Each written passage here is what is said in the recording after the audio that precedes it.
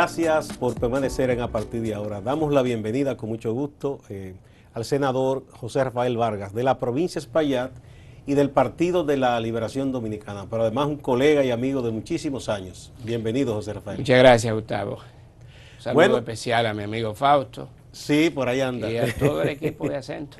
Gracias. Bueno, vamos a pasar un balance breve a la competencia electoral. Se está acercando el 15 de mayo. ¿Cómo andan tus numeritos en la provincia de Espaillat? ¿Tú piensas que tienes tu reelección sin problema? La primera encuesta que hicimos fue de 4.250 muestras, con marketing alternativo que dirige Jaime Rodríguez en La Vega. Y esa encuesta arrojó 76-19.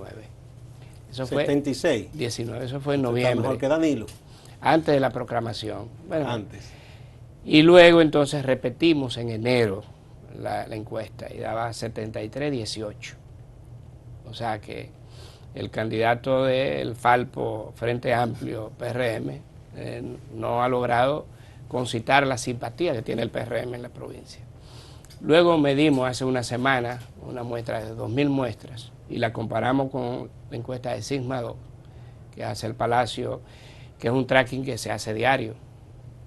O sea, se hace una base semanal y se refresca con 200 muestras todos los días. Y al Palacio da 68, a nosotros nos da 70, porque la de nosotros es mayor, la muestra, es de 2.000. La de Palacio de 1.200 y el tracking es de 200 muestras por día. En este caso, 70-21. O sea, que tú te sientes confiado que vas a reelegirte sin problema. Bueno, la confianza yo no creo mucho en ella. Yo hago el trabajo permanentemente, estoy en eso.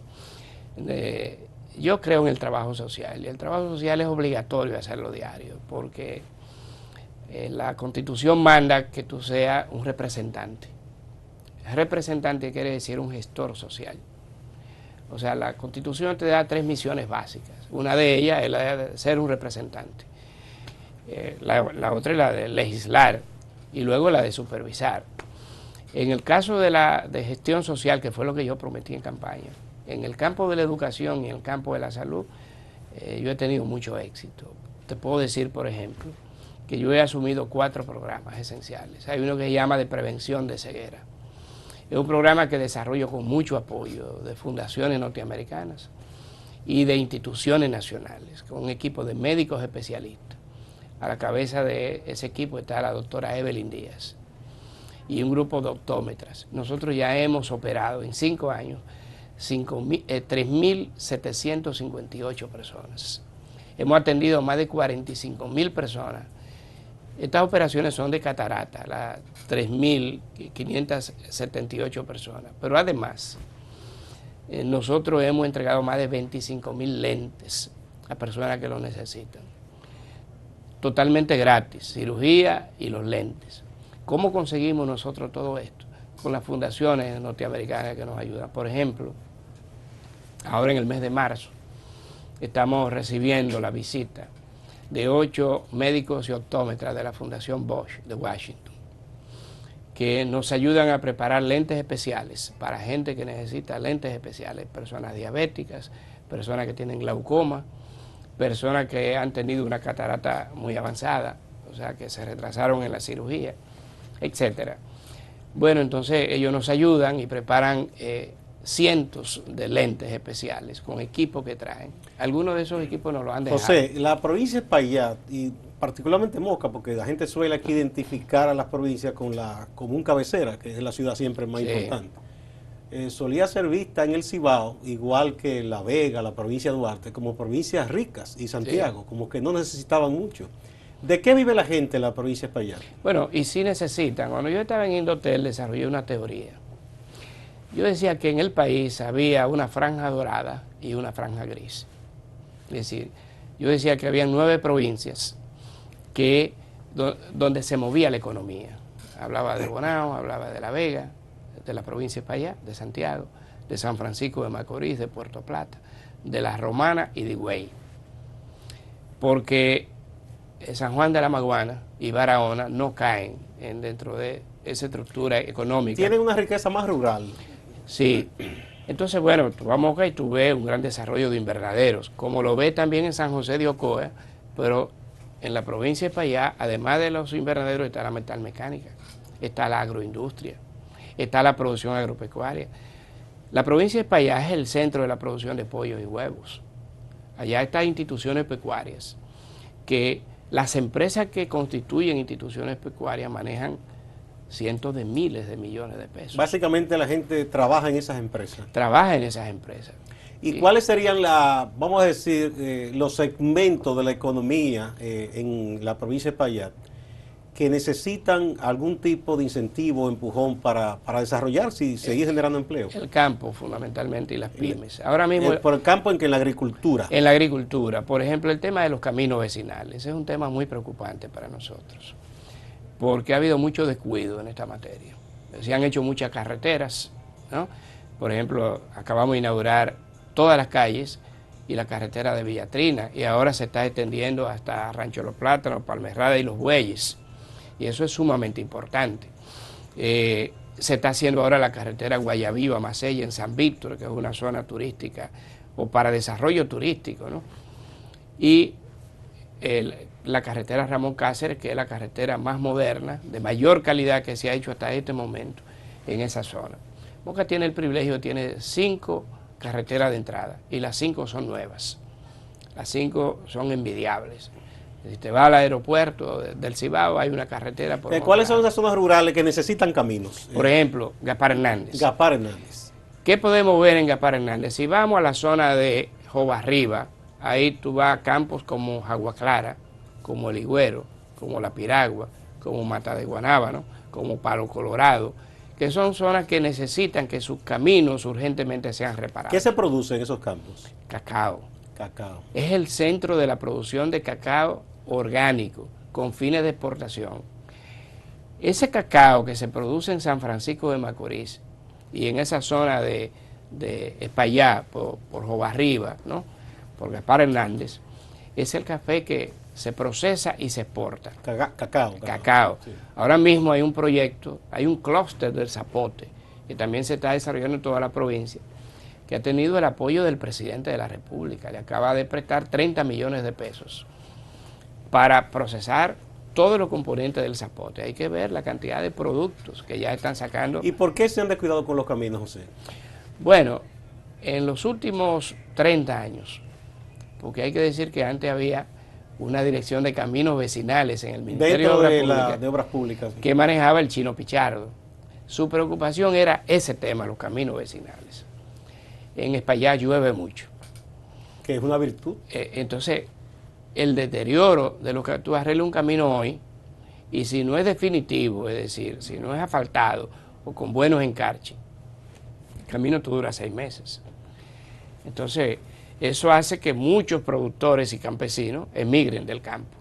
Eso ha pasado en Villatrina. La gente está retornando ahora a Villatrina precisamente por el apoyo que están recibiendo. ¿Villatrina sigue siendo una gran productora de café, que antes era famosa? Existe la finca modelo de café con doble propósito, que maneja la Asociación de Caficultores de Villatrina, que tiene más de 50.000 tareas. Doble propósito porque ahora, y es una experiencia que viene de Colombia, se ha comprobado que se puede desarrollar al mismo tiempo, en el mismo terreno, la producción de café y de cacao. Y al mismo tiempo esto sirve para reforestar toda la zona. No, y también ayuda muchísimo a mantener la capa vegetal. Exactamente, entonces hay mucha gente produciendo café y produciendo cacao. Y ahora el presidente va a visitar la finca modelo porque están reclamando apoyo para seguir ampliando. ¿Cuándo va el presidente para allá? Próximamente. El presidente ya nos prometió que va a ir a visitar a los productores de café de Villatrina, de la Asociación de Caficultores, que es una asociación emblemática. Tú conoces la asociación hace 50 años. Bueno, mi papá, que en paz descanse, que era contador, en los años 40 y tantos, 50, estuvo trabajando con una cooperativa ya en esos años, montándole un sistema sencillo de contabilidad. Ya. Hace muchos años de eso. Según él me contó. Y hay ahora mismo 758 miembros de la Asociación de Caficultores. Y es gente que cree en el campo, que no se muda del campo, que comienza a desarrollar una nueva experiencia de producción con el café, que yo creo que es beneficiosa porque la cordillera septentrional está necesitando de reforestación. José, en los últimos años ha habido en Moca, uno se asombró un poco con eso, igual que pasó con Baní, que eran provincias que tenían la fama de que la gente es muy trabajadora, Sí. muy honesta, pero sin embargo varios hechos de delincuencia y de violencia como que espantaron a uno. Uno decía, bueno, si en Moca está pasando esto, ¿qué es lo que nos sucede como sociedad? ¿A Sí, qué tú atribuyes esos problemas? al mismo factor económico. La droga se mueve donde está la economía, donde se pueden involucrar. Donde hay mercado. Donde hay mercado. Es una mercancía. Entonces, bueno, una de las cosas, yo lo he denunciado varias veces, una de las cosas que más nos preocupa a nosotros son los puestos de venta de drogas, que se meten en los barrios y en los campos, que dañan la juventud, y después que esos muchachos están dañados, para poder comprar bolsitas de marihuana o de cocaína, lo que hacen es atracar. Buscan asaltar. el dinero donde sea. Ahí que surge la delincuencia. Y también el involucramiento de los actores llamados a poner el orden con esos puestos de droga y con sus jefes. Nosotros llegamos incluso a demostrar la existencia de oficiales vinculados a esos puestos de drogas, denunciados por los propios dueños de los puestos de drogas. Nosotros llevamos un día al cuartel de la policía de Moca a una persona que temía por su vida, que él decía, sí, yo soy el jefe del puesto de droga, decía él, me quieren matar. Yo recuerdo, sí. ¿Y por qué lo querían matar? Bueno, porque él estaba impuesto a entregar 300,000 pesos semanal. Esa era su asignación. Y entonces en esa semana él nada más llevó 250. Y eso creó un malestar. Entonces él narró todo. Nosotros incluso llevamos a Moca al director de la DNCD y le explicamos la situación. Bueno, en la medida que eso se ha ido denunciando, ha ido reduciéndose ese problema. Porque también se han producido otros hechos violentos vinculados con el tema pasional, de la muerte de mujeres.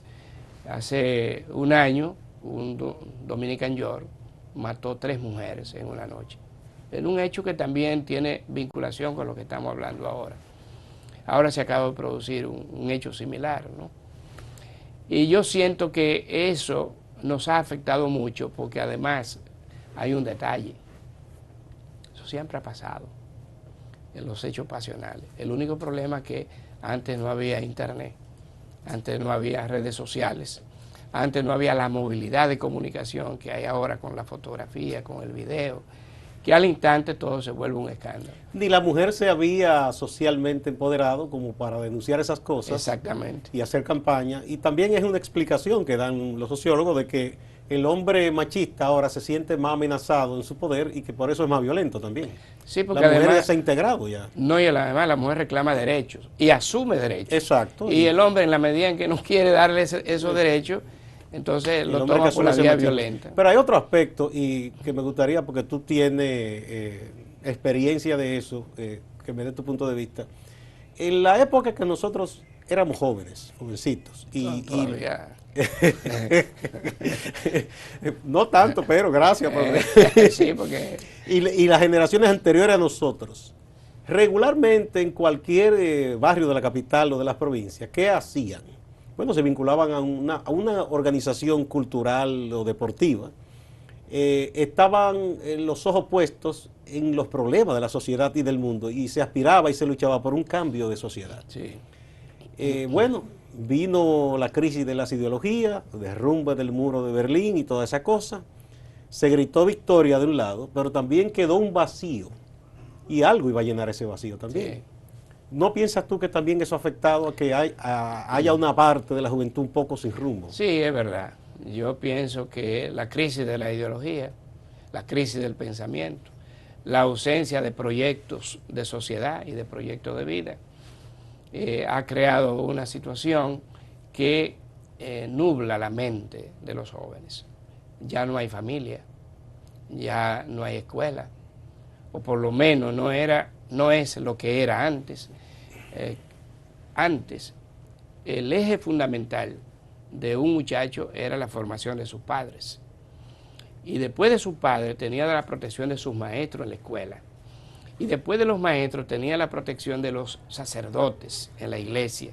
Y habían grupos cristianos, y había Pascua Juvenil, y había todo eso. Y había unos proyectos fundamentales en la vida de un joven, de llegar a la universidad, de una serie de cosas. Ese era el joven inclusive que se disputaban las muchachas. Exactamente, y estaban los clubes.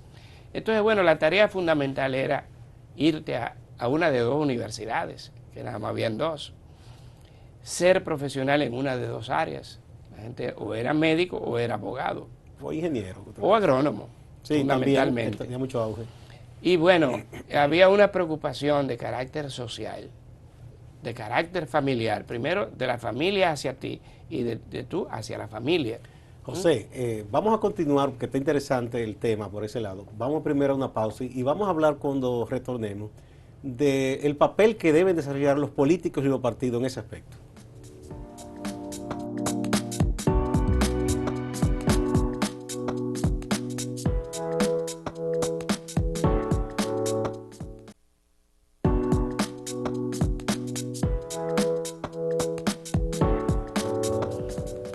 Continuamos con el senador José Rafael Vargas, dirigente del Partido de la Liberación Dominicana y que representa en el Congreso de la República a la provincia de Espaillat. Hablábamos de esa crisis en la sociedad que quizás hace que a veces una parte de los jóvenes estén como sin rumbo y caigan entonces en los vicios y esas cosas. Y el papel de los políticos, porque antes el líder que se seguía, por ejemplo, en aquellos años, un dirigente como el Moreno, Maximiliano Gómez, inspiraba a muchos jóvenes. Claro. Un dirigente continental como el Che, por ejemplo, inspiraba a mucha gente. Los modelos ahora sociales y políticos también no le han fallado a esa parte de la sociedad. En sentido general, sí. Los políticos, los dirigentes sociales, los propios sacerdotes, los líderes religiosos de toda naturaleza, incluyendo evangélicos, los dirigentes clubísticos. Es decir, nosotros desgraciadamente hemos caído en la trampa que nos ofrece la sociedad de consumo. Y siempre un líder de cualquier naturaleza es un referente para tus hijos y para los jóvenes. Por ejemplo, la oportunidad de que puedan estudiar. Y el joven de hoy está ávido de ser orientado principalmente de qué o sobre qué deben estudiar. Tú buscas un joven bachiller o del bachillerato y él no sabe qué va a estudiar, ni para qué va a estudiar, ni por qué va a estudiar. O sea, cuál es la carrera que le puede representar futuro a él, a su familia, a la sociedad, pero tampoco tiene quien lo oriente. Ese es un gran problema que tiene la sociedad dominicana. Luego la familia. Cómo el hogar y la familia no juegan su papel frente. Ahora hay un proyecto interesantísimo del Ministerio de Educación tratando de vincular los padres con los muchachos, que yo creo que eso es sumamente importante. Pero el hecho de que seas referente en la vida quiere decir tu comportamiento. Es decir, no es que tú orientes, es que te vea en tu comportamiento, en tu práctica, como una persona que puede orientar. Que tú honras tu palabra. Yo puedo ser así.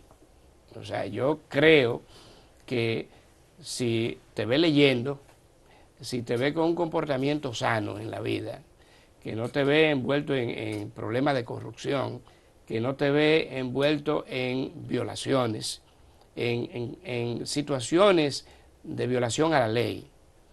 Entonces, bueno, ese muchacho comienza a verte como un modelo, que tú eres una persona educada, que tú tienes formación, que la lectura es importante, pero si ves que cualquiera que nunca ha ido a la escuela, que nunca se ha formado, que nunca ha leído un libro, que lo que hace es que baila bien, que fomenta y estimula los ritmos no autóctonos, de estos creados últimamente, los merengues de calle, los reggaetones.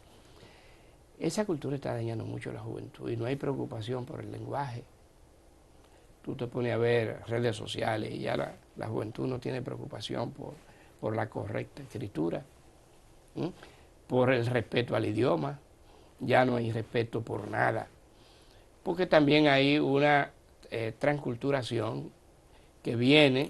Pero también faltan espacios, pienso, porque a veces hay muchachos, yo estaba hablando con jóvenes, por ejemplo, de Santo Domingo Este, para ponerte un caso, que es cerca aquí. Y Sí. yo le decía a algunos, pero ¿por qué que ustedes siempre lo que van es a una bomba, a un colmadón a beber? Me dice, es que aquí, por ejemplo, si tú quieres hacer teatro, no hay un lugar.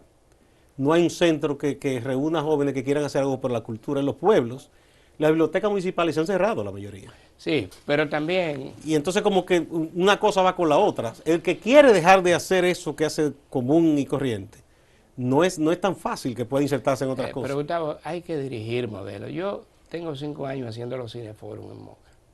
Ah, bueno, eso es. Tiene que haber un liderazgo. Sí, y hay que hacer un trabajo intenso de invitaciones, de propaganda, para tú llevar 50, 100 muchachos a los cineforos, a las charlas, a los homenajes que le hacemos a figuras relevantes del país. Pero tú estás haciendo el esfuerzo, que es lo importante. Sí, Porque claro. lo malo es no hacer nada. Pero lo que sí atrae muchos muchachos es la actividad deportiva. En los torneos de voleibol, de baloncesto, de ajedrez, De fútbol, de Moca fútbol. buscan una mini potencia en Bueno, fútbol. ahora que viene el fútbol, la fiebre del fútbol, todo el mundo está en fútbol, allá en la provincia.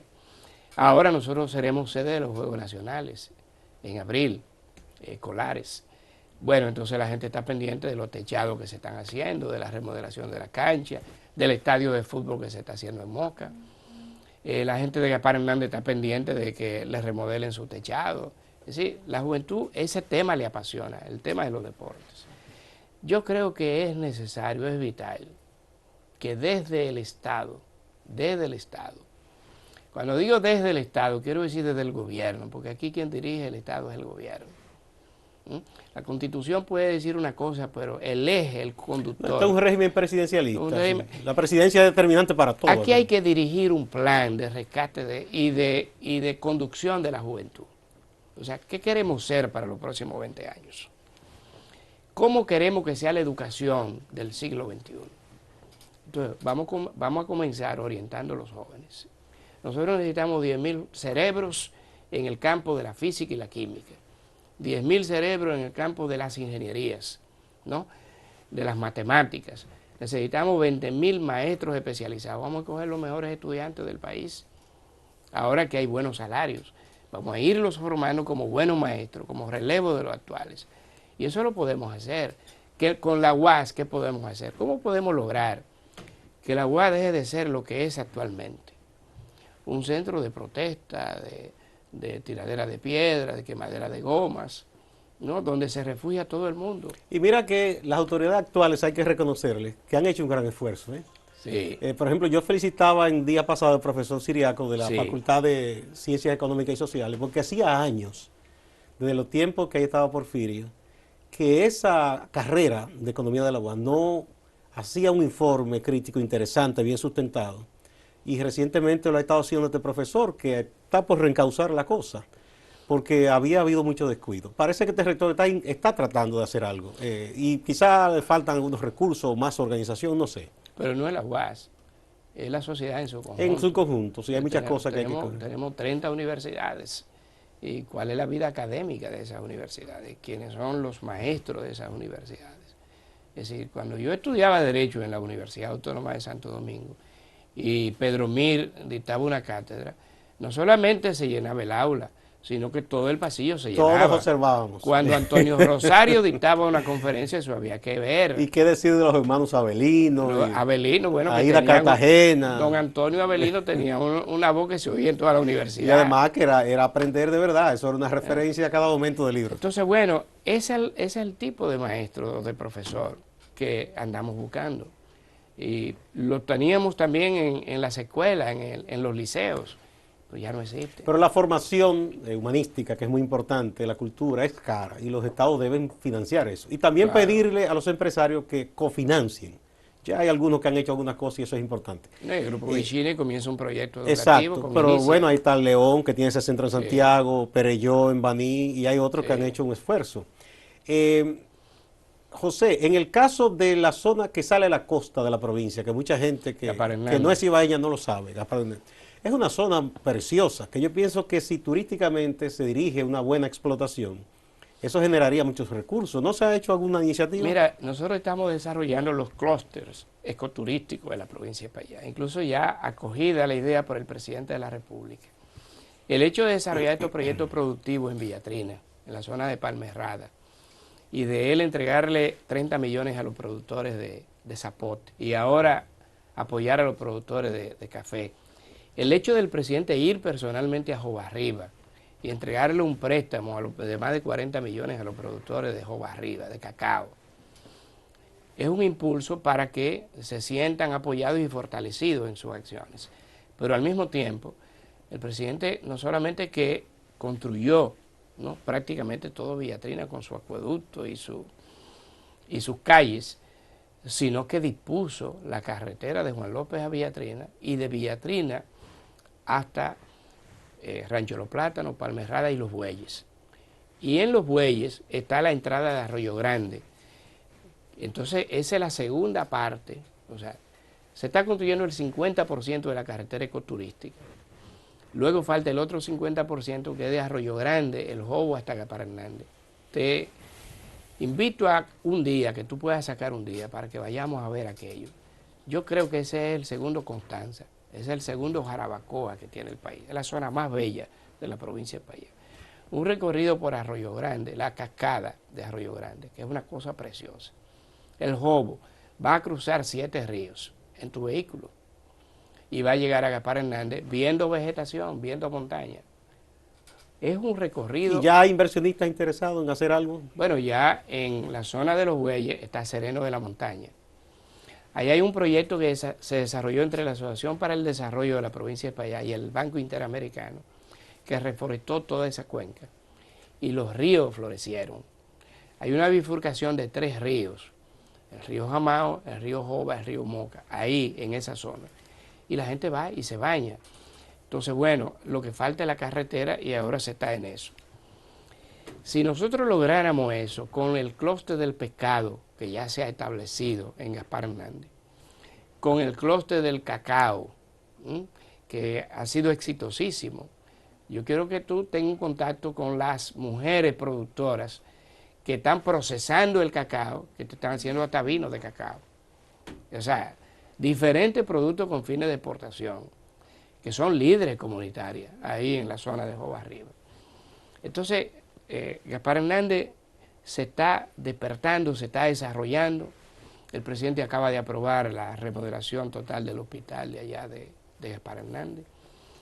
El Malecón Boulevard de Gaspar Hernández, el presidente lo acaba de aprobar, incluso se lo asignó al Ministerio de Obras Públicas. Yo espero que el ministro de Obras Públicas comience pronto, porque él ha prometido que va a ser allí un malecón similar al que se está haciendo en Pedernales, que es el despegue de Pedernales con este malecón que se está haciendo. Y lo fue en Cabrera, con el malecón que se inauguró en Cabrera recientemente. De manera que yo siento que habrá un gran despertar en esa zona de Gaspar Hernández. Se consiguió que una gran parte de Gaspar Hernández tuviera luz 24 horas. Ahora hay un reclamo de la gente de Veragua porque el cable de alta tensión pasa por ahí. Y entonces beneficia a Sabaneta. Faltaba una zona de mi amigo Marino que también ya se resolvió, que vive por ahí. Y ahora falta Veragua y algunos sectores de Gaspar Hernández. Y yo creo que se va logrando poco a poco. Y tienen una oportunidad de tener un turismo que no se cometa en su desarrollo los errores que por desconocimiento se cometieron en principio en otros polos de República Dominicana. A mí me preocupa mucho un tema que está pasando en la provincia. ¿Qué pasa? Que es que se está haciendo exactamente lo mismo que se está denunciando ahora por parte del periódico Hoy en Constanza. La explotación minera. Es decir, la extracción de materiales está dañando los ríos y está dañando la playa. Ese es un viejo problema en Constanza. Se saca un material que se usa para mezclar los mármoles. Desde Cabarete hasta toda la montaña de Gaspar Hernández. ¿Qué es lo que extraen? ¿Agregados? Agregados, hay que poner atención. Pero ¿y por qué? Porque esa es una zona que no debería permitirse. Pero yo te digo lo siguiente, mi preocupación no es solamente por Gaspar Hernández. Mi preocupación es por todo lo que está pasando en el país. Es decir, cuando yo voy por la autopista Duarte y veo lo que está pasando en la cordillera central, cómo esas montañas están siendo desmontadas para extraer materiales y están convirtiendo eso en hoyos. Eso da grima. ¿Y qué pasa con el amigo Bauta? ¿Tiene que hacer algo ahí? Bueno, y además lo que está pasando con la rabalización de la carretera Duarte. Sí, esa zona tan hermosa, ese recorrido hacia el Cibao, está siendo convertido en un centro de arrabal con casuchas, incluso a la orilla de la carretera. La carretera Duarte se sacó de Villa Altagracia para evitar el peligro de que la gente estuviera cruzando. Bueno, pero ahora estamos viendo cruzando. Se está improvisando un pueblo más pobre que Villa Altagracia. Pero eso tiene un origen en que hay gente que quizás no tiene otra forma de que vivir. En esa cosa hay que corregirla de raíz. Pero control. Sí. Control por un lado, pero también al mismo tiempo buscar que esa gente... Mira, hay unos proyectos agrícolas de los más viejos de reforma agraria que están, por ejemplo, entre La Vega y San Francisco, la recta de la Marga y eso. Sí. Tú no veas rabalización. ¿Pero por qué? Porque esos campesinos viven bien de su arroz. Sí. Y están organizados de una manera que no necesitan ponerse a la orilla de la carretera. Sí, pero también tiene que haber un régimen de disciplina municipal y provincial. Tienen que hacerse ambas cosas, estoy de acuerdo contigo. Porque no es posible, por ejemplo, ¿qué pasa con la cordillera central? Tradicionalmente en Bonao y Altagracia llueve diario, ya no llueve diario. Debido a eso. Porque los vientos que vienen de Cumayasa chocan con esa cordillera. Si la cordillera desaparece, si esa montaña no existe, no van a chocar con nada. No, sería y la lluvia terrible para cada vez que venga un temporal, daría mucho daño. Vamos de nuevo a una pausa y regresamos de inmediato.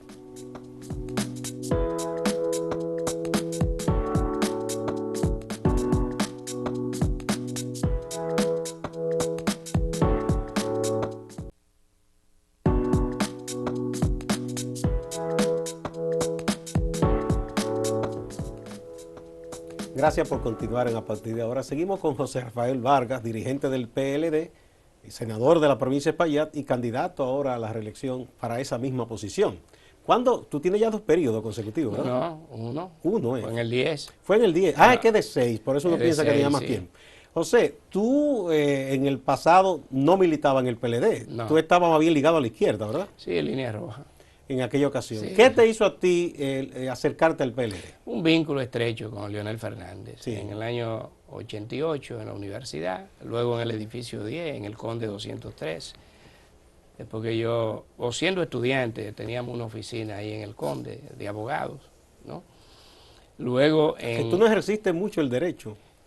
Poco, pero ejercí. El periodismo atrapa mucho. Sí, sí. Luego en el 90 yo ayudé mucho a Leonel. En el 91 creamos el Círculo de Lectores y el Centro de Estudios Internacionales con Jimmy Durán, Leonel y yo. Conferencia sobre la guerra de Irak. En el 92 yo comencé a pensar en la posibilidad de Leonel como candidato. Se pensaba en 3 figuras en ese momento, en Felucho, en Vicente y en Leonel. Yo siempre vi a Leonel con esa posibilidad. En el 94 estuvimos, bueno, entre el 91 y el 93 estuvimos con Juan Bolívar asesorando en la parte jurídica en el Colegio de Periodistas, la lucha por la colegiación. Sí, recuerdo sí que él asumió esa causa, el doctor Leonel Fernández, sí. Sí. Entonces había un vínculo muy estrecho, yo lo llevaba mucho a la televisión, a los programas que yo tenía. Entonces comencé a pensar en ese proyecto y al primero que se lo planteé fue a Eury Cabral, que yo tenía un programa radial con Eury en el año 92, y luego a mi amigo Javier González en Miami. Se lo llevé a Leonel, a Javier en Miami, y ahí comenzó ese vínculo. Cuando surge Leonel en el 94 como candidato vicepresidencial, ya es un proyecto hecho. Entonces nosotros nos vinculamos directamente, lo asumimos, anunciamos nuestro involucramiento y bueno, ya lo Pero ¿y cómo tú entras? Porque antes en el PLD había que estudiarse todos esos folletos de Juan Bosch y hacer círculo de estudio. Tú no hiciste eso. A partir de la masificación ya no, ya él mismo permitió que tú entraras, ¿verdad? Sí, sí, la masificación. Sí. ¿Tú eras del Comité Central? Del Comité Central. Comité Central. Sí. Bueno, de la política que uno veía casi como un sueño, una utopía de juventud, y sé que ese es tu caso, que uno aspiraba a un cambio social profundo, quizá ahora no es posible. ¿Qué queda de eso en la práctica de hoy que se ha vuelto un tanto a veces muy pragmática? Y que entonces quizás tú quieres una cosa, pero aparecen personas que quieren que tú les hagas un favor directo, material. Pero yo pienso que todavía eso es posible. ¿Qué es posible? Yo creo ¿Y queda de eso todavía en la práctica política nuestra? Sí. Yo creo en la necesidad de cambio profundo en la sociedad dominicana, de transformaciones. Yo por eso no voto. Y comienzo con que aquí debe existir una democracia auténtica, que no existe. Una democracia funcional, una democracia operante, una democracia real. Eso me dice que tú eres muy sincero, porque tú eres parte del sistema, pero dices que no existe una democracia como tal. Pero yo se lo digo al presidente de la República, se lo decía a Lionel y se lo digo a Danilo. ¿Por qué tú dices que no tenemos una democracia auténtica? Porque las instituciones no funcionan. Nadie cree en la policía, por ejemplo, para ponerte un caso, ¿no? Es decir, hasta que aquí no haya respeto a la ley, eso lo decía Américo Lugo. Decía Américo Lugo, el Estado del que decimos formar parte no es otra cosa que una caricatura de Estado. Y Américo Lugo fue el primero que planteó la necesidad de que pongamos a funcionar el Estado como estructura social. La gente tiene que tener criterios, según Américo Lugo, de lo que es una nación. No de lo que es una república, de lo que es una nación. O sea, no es el hecho de usted decir, yo convivo en un territorio con un grupo de personas. No, yo tengo conciencia de lo que soy. Y de una cohesión social, una identidad. Entonces, bueno, la sociedad acusa serios desequilibrios sociales. Ese es un problema que hay que verlo en sus raíces. La sociedad tiene una concentración de riqueza que no es precisamente producto del libre comercio. Es una acumulación de riqueza producto del laissez-faire y del laissez-passer. Pero en su peor versión. Entonces, bueno, eso hay que verlo en sus raíces. Y yo te digo que aquí hay gente pensando seriamente en eso. Lo veo en el Congreso.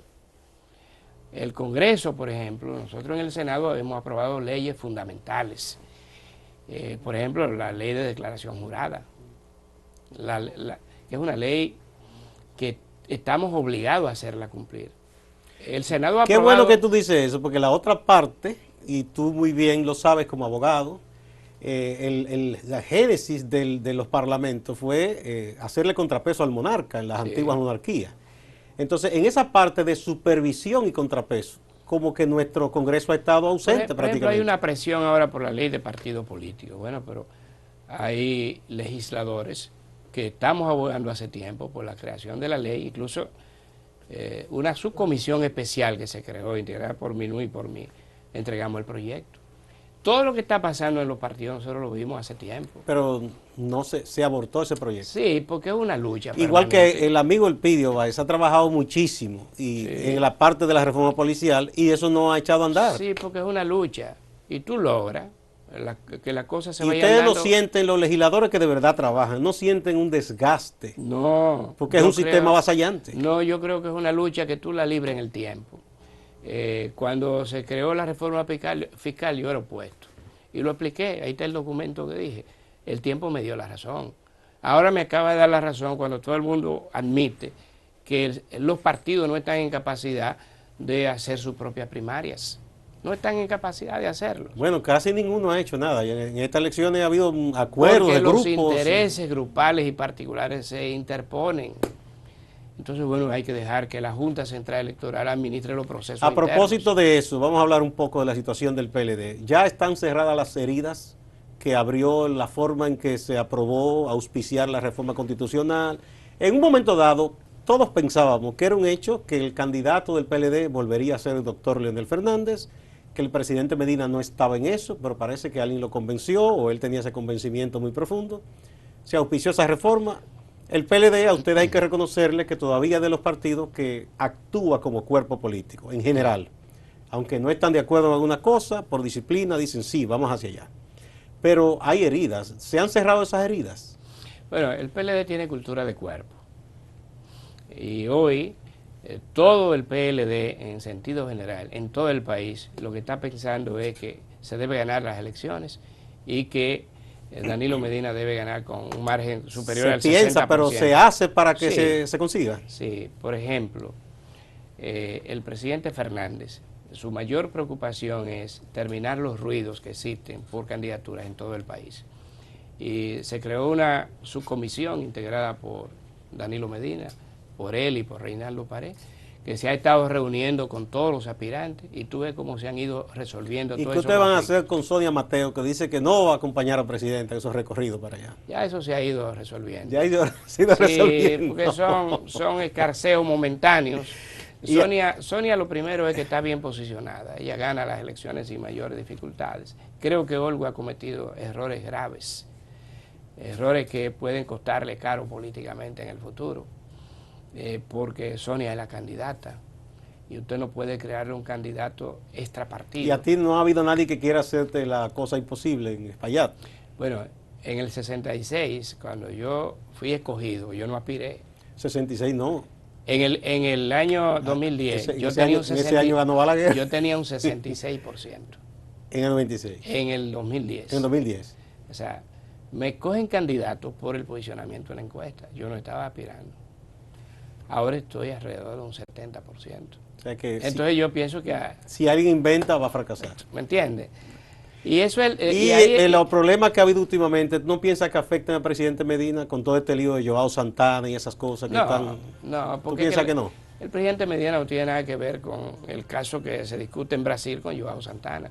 Él era un asesor aquí local, el presidente lo ha reconocido, lo ha dicho. Brillante, inteligente, agudo, perspicaz. Uno de los mejores asesores que hay en América Latina. Globo acaba de publicar que la señora Moura, la esposa de Joao, ha dicho que entre los presidentes a los cuales se le financió campaña está el presidente Medina. Bueno, pero es que Danilo Medina no necesita que nadie le financie campaña, porque que el posicionamiento que tiene... las campañas son caras. El posicionamiento que tiene Danilo Medina desde hace un año y pico garantiza que los recursos que necesite los va a tener. Tú sabes cómo fluyen los recursos en campaña del sector privado y no tiene que procurar apoyo en el exterior de nadie. De manera que eso es impensable. Pero además, tú el que conoce a Danilo Medina, como el que conoce a Leonel Fernández, sabe que no son gente preocupada por el tema económico. No, porque no sería personalmente Danilo, para él, sería para la campaña. Y además Danilo tiene otra cosa que le ayuda. ¿Qué tiene Danilo? Parece a Balaguer. Es tacaño el hombre. Sí. Él no gasta mucho. ¿Verdad? No, Danilo, no. Olvídate. Hay un dirigente del PLD, amigo mío y muy amigo tuyo, que en una ocasión salió en campaña y la mamá le puso unos cuantos billetes de a 100 y llegaron igualitos a la casa de nuevo. Te debo decir que, los senadores no la están pasando bien ahora. ¿Y por qué? Pues ustedes tienen un barrilito y una cosa. El barrilito... El barrilito de Espaillat, ¿a cuánto asciende? Déjame decirte una cosa. ¿Tú sabes cuánto debe mi oficina? ¿Cuánto debe? Más de 6 millones de pesos al comercio local de la provincia. ¿Y por qué? Bueno, porque hay un fondo social de 725,000 pesos, de los cuales hay más de 400,000 fijos. O sea, que están comprometidos.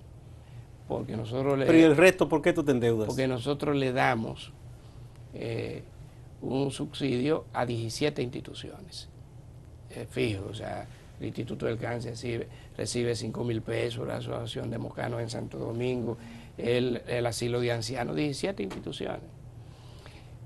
Entonces hay becas a estudiantes, hay más de 400,000 pesos fijos, quedan alrededor de 200 y pico de mil pesos.